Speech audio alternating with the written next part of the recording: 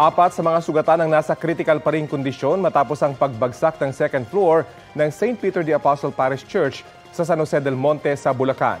Ayon sa CDRRMO, kabilang sila sa 55 sugatan kahapon.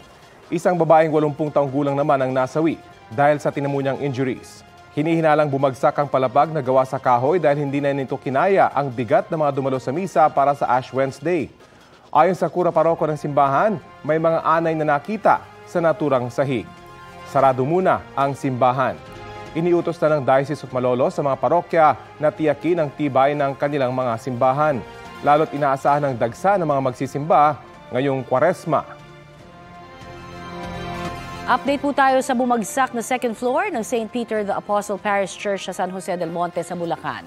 May ulat on the spot si Joseph Morong. Joseph? Connie, sasalukuyan nga ini-inspeksyon ng city building official itong si Attorney Pavel Halog itong bahagi ng second floor ng simbahan kung saan bumagsak ito kahapon dahil sa bigat ng maraming tao. Ayon dito kay Architect Halog, kinukondina nila yung wooden part itong bahagi ng simbahan ito. Connie, papakita natin yung bumagsak kahapon at itong stretch na yan, itong side na yan ay kinukondina na ng city building official, pati yung kabilang side.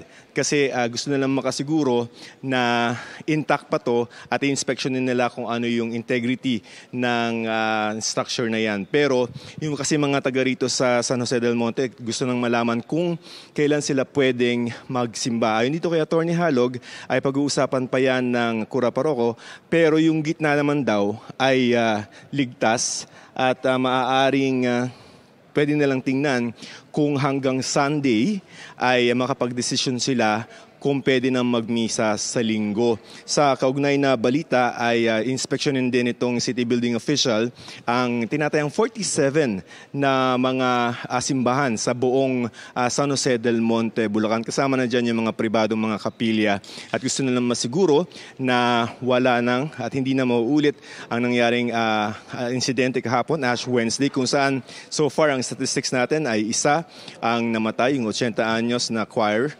member, at saka 55 ang sugatan. So kondinado na yung dalawang bahagi or mezzanine nitong simbahan. Pero hindi naman yung buong simbahan, yun lang mezzanine ng simbahang ito dahil nga sa nangyaring aksidente kahapon. Connie?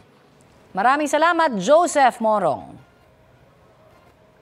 Kapuso, alamin ang maiinit na balita. Bisitahin at mag-subscribe sa GMA Integrated News sa YouTube. Sa mga kapuso abroad, samahan nyo kami sa GMA Pinoy TV at sa www.gmanews.tv.